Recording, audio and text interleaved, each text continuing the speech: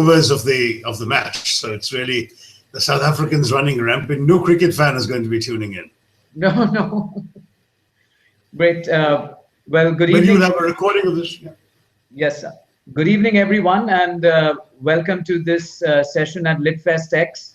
It's an exciting session. We are joined with none other than Dr. Shashi Tharoor, author, columnist, elocutionist, human rights activist, and the former UN envoy and an existing member of parliament. He doesn't need an introduction, but he is the author of several books, several awards, including the Commonwealth Writers' Prize.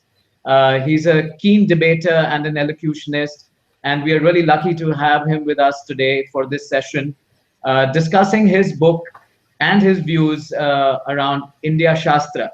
Dr. Tharoor, welcome to the show. Thanks very much. Appreciate it, Kumar. So, in your book, India Shastra, you have, very sort of methodically divided your writings from recent times on India and a lot of the issues surrounding India intrinsically as well as at a global level. And a lot of this material then you have sort of added on to post the elections of 2014. Coming to the fact that now that your book was published, maybe 9 or 10 months ago, and probably, you finished it maybe a year ago, what do you make of, the overall current sort of theme in India with respect to what's happening on the ground? We are again in, election fever, of course, in one state only. But again, there's this whole narrative about, the central versus, one state. You've got a lot of talk going around, of what's going to happen and whether we are going to see repeat performances, whether, the recent incidents are going to be a big dent. So you're obviously seeing this with a far closer eye and probably, one of the most eloquent writers of, some of these narratives. Thanks, Kumar. Well, look, let me just say that I'm actually immodestly surprised at how prescient I was, because I put the book to bed and to press before Christmas last year. And I must say that today, in late November 2015, the following year, I feel that everything that I pointed to has actually come to pass and has actually been worse than I expected. I said in the introduction to India Shastra, back then, that there is a paradox at the heart of Mr. Modi's prime ministership, that his speeches and rhetoric appear to recognize and even harness a vital shift in our national politics from the old politics of identity to a politics of performance. But I said he's risen to power at the helm of a party, the BJP, which is ill-suited to the challenge of delinking India's polity from the very sort of incendiary issue of religious identity that it has built its base on. And of course, his rise to office has basically empowered elements like those of the RSS and some of the more extreme elements of the Sangh Parivar, whose views on every subject, economics, politics, history, culture, morality, gender relations, what you can eat, what you can wear, who you can party with, where you can sit, all of these views is totally illiberal. So whereas Mr. Modi built his electoral appeal by putting the focus on what the Indian people manifestly need, I mean, more development, better governance, all of this stuff, socioeconomic opportunities, jobs, he won the election by attracting voters to these themes. But then in the first 6 months already, I wrote, he has given free rein to the most retrograde elements in Indian society. And I'm going, if I can quote a few words from my own introduction, written in December last year, the most retrograde elements in Indian society are busy rewriting textbooks, extolling the virtues of ancient science over modern technology, advocating protectionism and self-reliance against free trade and foreign investment, and asserting that India's identity must be purely Hindu. At that point, the beef controversy hadn't arisen, or we would have had that to throw into the mix as well. And there had only been, only is a sad word to use, there had only been 1 or 2 incidents of attacks on members of minority populations. Since then, of course, there have been so many more. I have said that Mr. Modi must be aware of this fundamental contradiction, and he can only resolve it by jettisoning the very forces that have helped ensure his electoral victory. And the last sentence of introduction was, I'm not sure whether such a fundamental contradiction can even be resolved and in that may lie the seeds of Mr. Modi's future failure. I didn't need to even wait till the end of his term to see all my fears being realized. I am very, very disappointed today that the man who had seemingly advocated some of the right things for our country and had persuaded 31% of our electorate to vote for him has now turned out to be exactly as bad, or to be presiding over a regime that is exactly as bad as all the critics of the Sangh Parivar feared it could be. From that point also, you've covered in the book around the legacy that the new government would be inheriting, and then on the ideas of India. Now, where do you see the change that has come about, in the last 1.5 years on the ideas of India? Where do you see that whole discourse going? Well, let me say in all fairness that the BJP always had a different idea of India from the Congress and from what we would consider the mainstream. That is, not just the Congress, but the various socialist parties, the variations of the Janta, the SJP, the RJD, the JDU, etc. They all subscribe to this plural idea of an India in which people of every caste and every religion should be given a fair shake by the government, where they have opportunities and, if necessary, extra protections because they don't belong to the majority community and the advanced sections thereof. That has been very much the mainstream view in Indian politics, and the BJP has tended to dissent from that, arguing that that the fundamentally Hindu nature of Indian society should be upheld. Now, if they had done this the way in which, say, the Christian Democrats in Germany uphold Christianity, it wouldn't be a problem. But they are upholding an extremely illiberal version of what a Hindu identity should be. This is not the version of Vivekananda, not the version of Mahatma Gandhi, who were both practicing Hindus, believing Hindus, who had a very capacious, tolerant, accommodative, open view of Hinduism. What these guys are talking about with Hinduism is a Hinduism that is extremely narrow, extremely bigoted, extremely blinkered, extremely sectarian, wants to ban various things that cause offense to this self-appointed guardians of Hindu culture. They've taken it upon themselves to define what Hindu and Indian are in increasingly narrow definitional terms. And frankly, that is unacceptable to the vast majority of the Indian people. And Mr. Modi's silence means that he has acquiesced in this hijacking of his government by elements that have nothing to do with the economic message which he had propagated to get elected. In terms of India's increasing importance in the global space now, of course, there's been a lot of talk about the current Prime Minister's foreign policy, his visits abroad, and recently we read about how India is now ahead of China in FDI. A few weeks ago. What is your sense of India vis-a-vis the rest of the world, both as an economic superpower, hopefully in time to come, as well as in terms of the political relations that have probably been built over the last 1.5 years? Sorry, beg your pardon, just struggling a little bit of a cough. In terms of India's place in the world in general, I would argue that there are fundamentals about India that should attract the world, whether it's investors in FDI, whether it's heads of state and government looking for respectable contacts with the world's largest democracy, the world's third largest economy in PPP terms, country with one of the highest savings rates in Asia, if not the highest, a country with almost unlimited potential for growth. All of these things are fundamental. They were there in UPA, they were there in the NDA government before that, they'll be there in Mr. Modi's government. So there is no problem. India standing in the world at a certain basic level will always be important and significant. Having said that, however, if you look at the coverage, just take a random Google search of stories about India in, just say, the last month in the major newspapers of the world. Take the New York Times, the Washington Post, the Frankfurter Allgemeine Zeitung, the London Times, Le Monde, etc. And what do you find? You find nothing but stories about growing intolerance, violence against minorities, the spreading of hate, The culture minister saying he wants to eradicate, cleanse the country of every bit of Western influence. These are the things that the rest of the world is reading about India.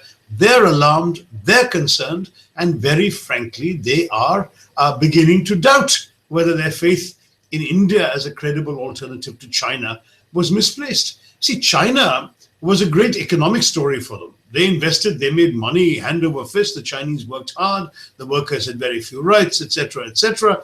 And at the same time, China continued to boom and succeed. And it was a win-win situation as they saw it. But they had the misgivings, look, this is a communist dictatorship. People have no rights. Workers are not being treated fairly. There are so many restrictions on everything from how many children you can have to what you can think, to what you can read, etc., etc. Nobel Prizes are being won by persecuted writers. Is this a society we really want to be fully committed to? So there was definitely a keenness for some time now in seeing India as a more democratic alternative.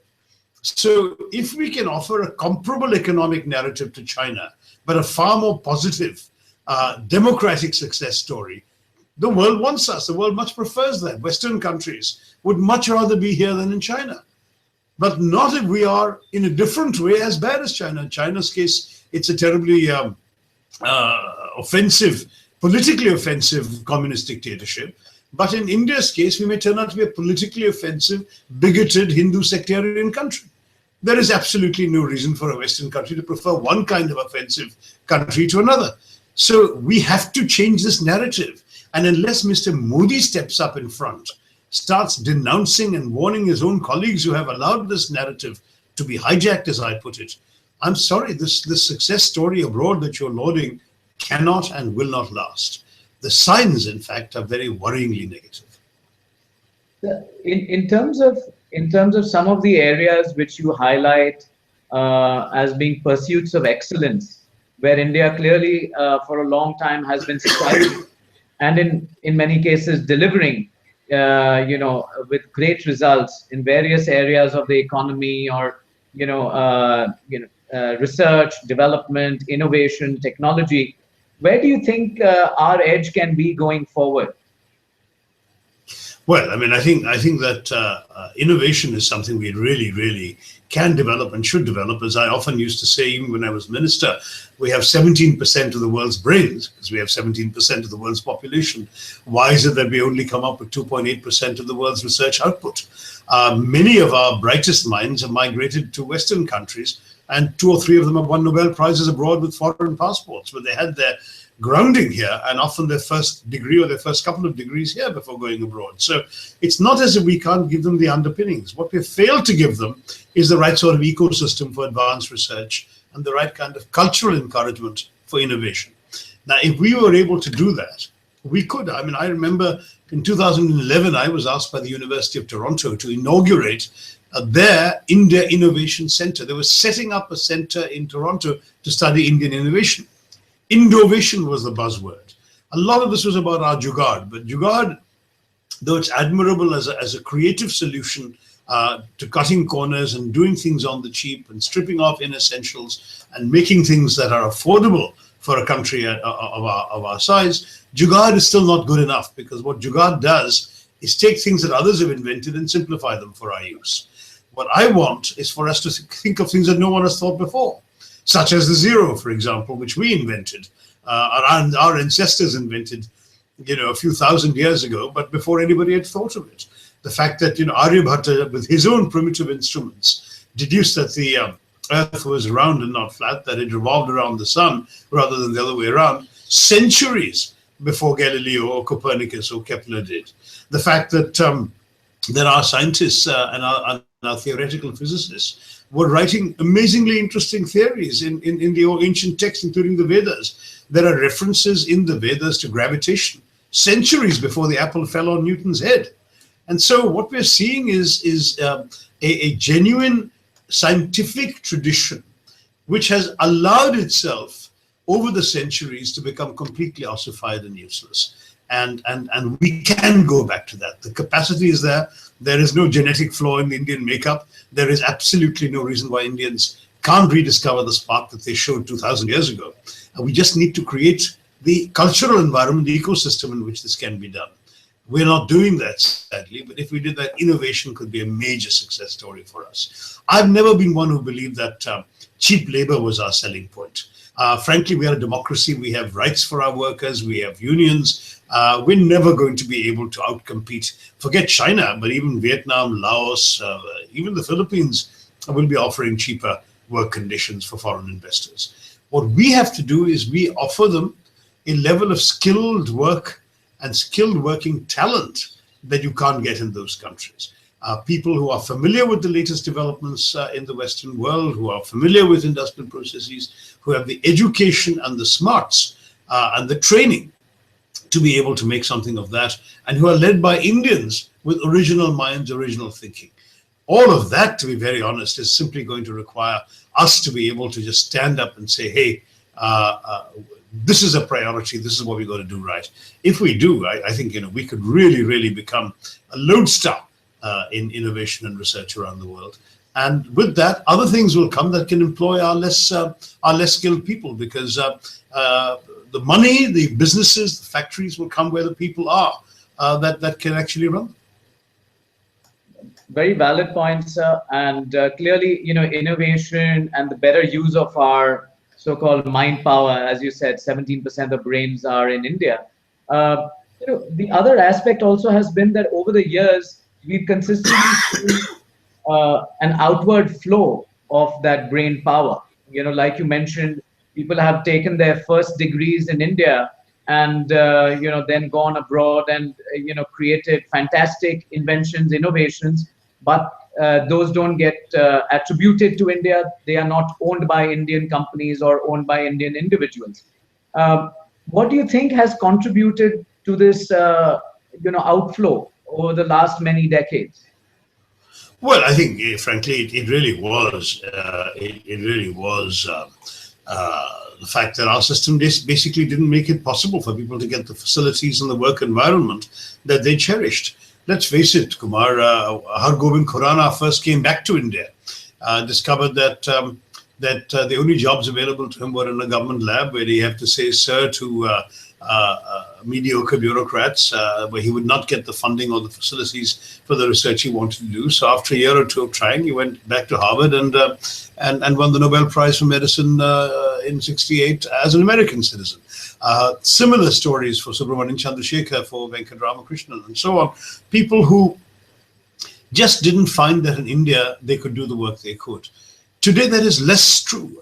When I was minister, I went to IIT Indore, and there they have an astrophysics telescope, which is one of two in the world of that kind of that quality, built by an Indian American professor who returned from a tenured track position, or in fact a tenured position at one of the better American scientific universities. And these guys, he and his team of doctoral students, who are all Indians, were doing world-class cutting-edge research sitting in Indore.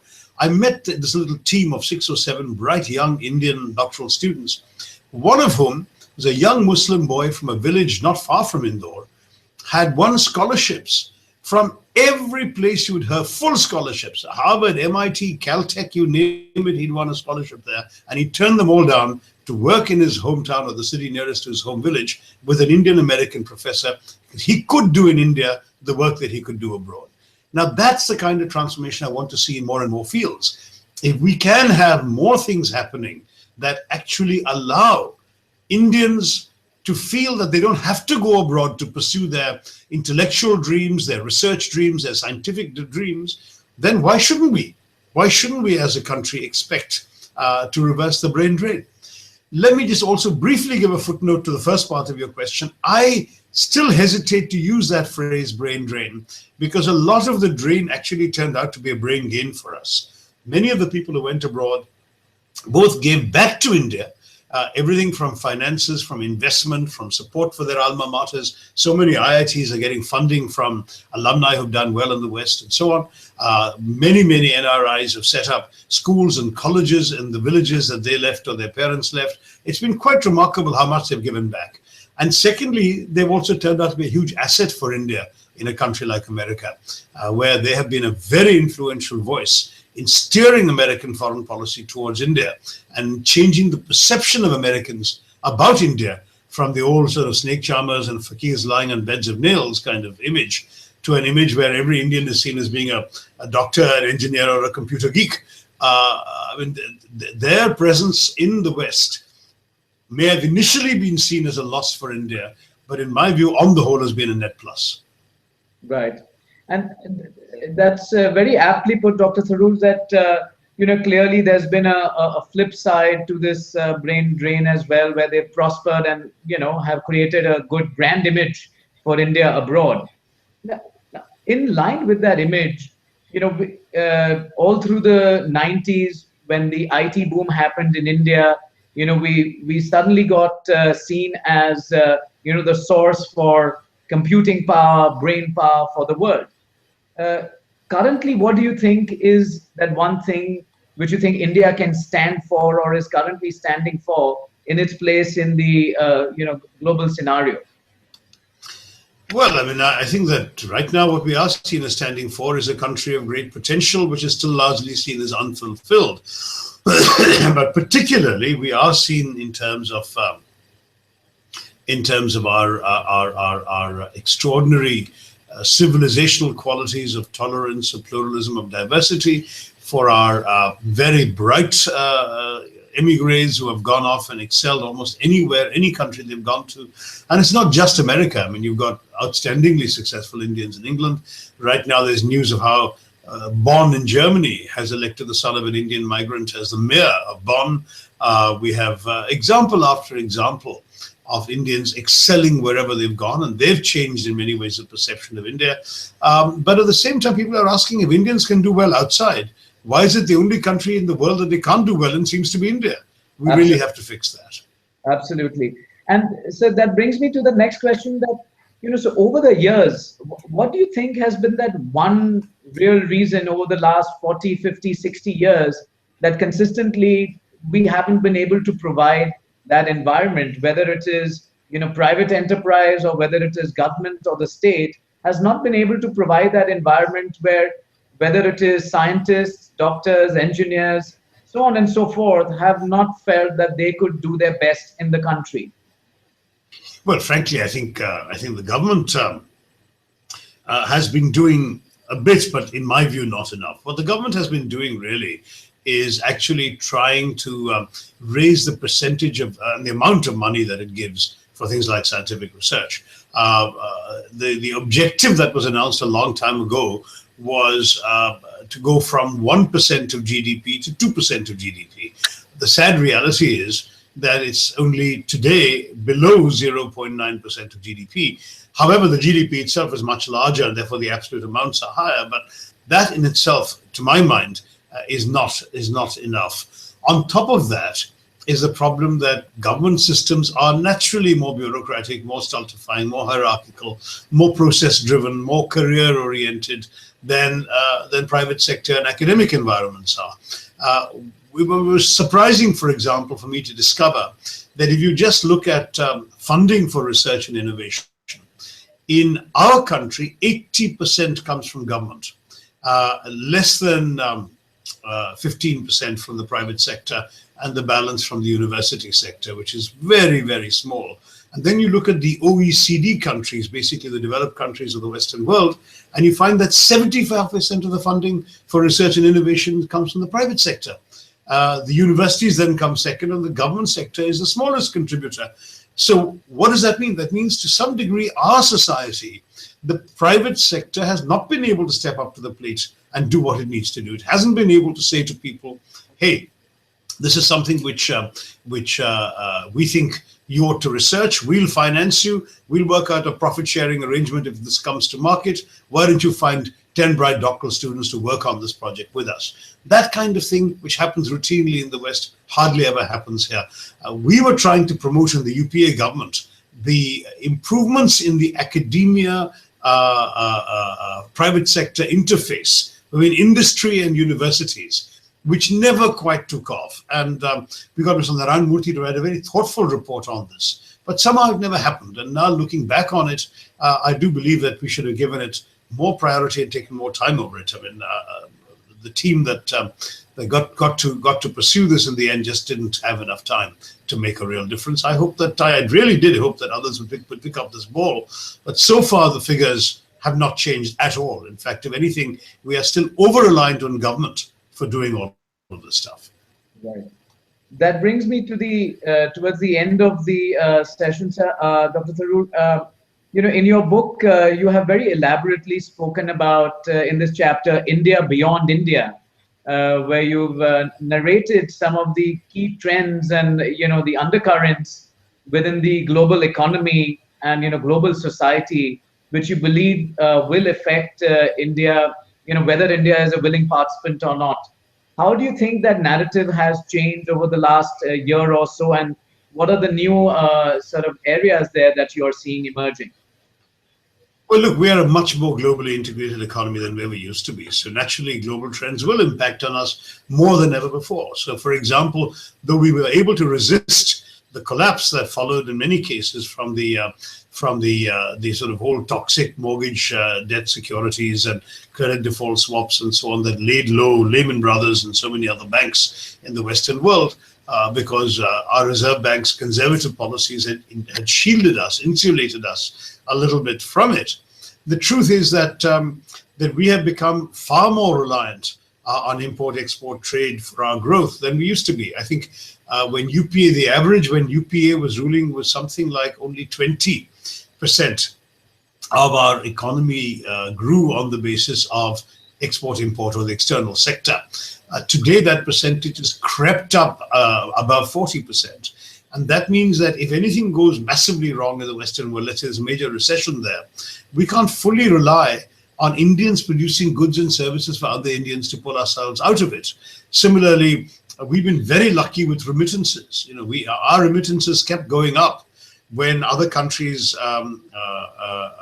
investments in our country went down. So that even during the global recession, our hardworking blue-collar workers and nurses and so on in places like the Gulf were still sending money back home. And every year, remittances went up till they hit a startling number of about $70 billion last fiscal. Now, that's great. But remember that remittances can only be booming as long as people are paying our Indian workers salaries in foreign countries. If those foreign countries are down in the economic dumps, they'll start laying off our workers. And not only will remittances then go down, but we will have a problem of reintegrating people into an economy that can't absorb them. So in all these ways, we are much more connected to the global economy than ever before. And I think we shouldn't be naive in thinking that we can just carry on blithely regardless. We are tied up there. Let me say also before concluding, Kumar, that unfortunately the timing of our talk clashed with the last 7 or 8 overs of the dramatic South Africa-India ODI. So no cricket fan is tuned into this hangout. I hope you will be able to give them a chance to watch it by recording or broadcasting or recording, having it available for people to follow a link. And though we won't get any live questions from them, we'll then, I think, get a bit more feedback to what you and I talked about. So on that note, Dr. Tharoor, we have been getting some live questions. And, like I mentioned, not all of them I can pose to you. This one I'm tempted to pose because of the use of one word there.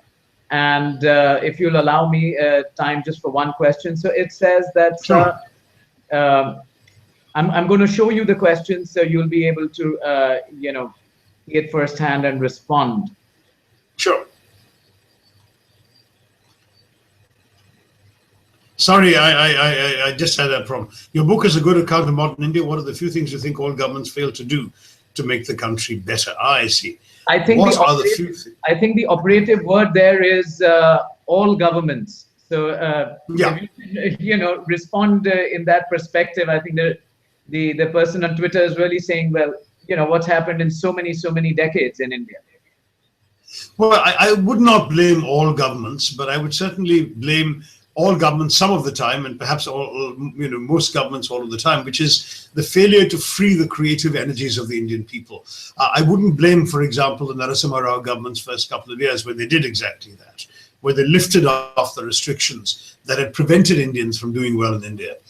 But then there was an inevitable slip back because of the political climate in our country. Similarly, I think there were a couple of good years of the NDA government, and there was an excellent first term of the UPA government. So you can't really say all governments all the time. We've had good years in terms of our system. Where we have failed or let ourselves down is in failing to liberate the creative energies of the Indian people and let them find solutions themselves. I firmly believe that the Indian people are capable of delivering the goods for themselves and for the world if only we created as governments the ecosystem, the opportunities, the framework, the platform on which they can do it for themselves. And there I think all governments can be faulted for having perhaps insufficiently given them that opportunity. Where opportunities have been given, people have seized it. The entire IT revolution came about in many ways because of the lack of regulation and restriction in the Indian system. And these are things we need to think about, that sometimes with the best intentions in the world, we made things more difficult for people rather than easier. Certainly, certainly. Thank you so much, Dr. Tharoor, for joining us. It's been a great session with you, with some, candid, answers from you. And we will be circulating this recording on the internet in a few hours. And I'm sure a lot of the viewers who missed out will be able to, send in their comments and feedback. Excellent. Thank you very much. Send me the link as well. We'll tweet it together. Thank you. Thank you, sir. Take care. Thank you so much. Bye. Signing off. Yes.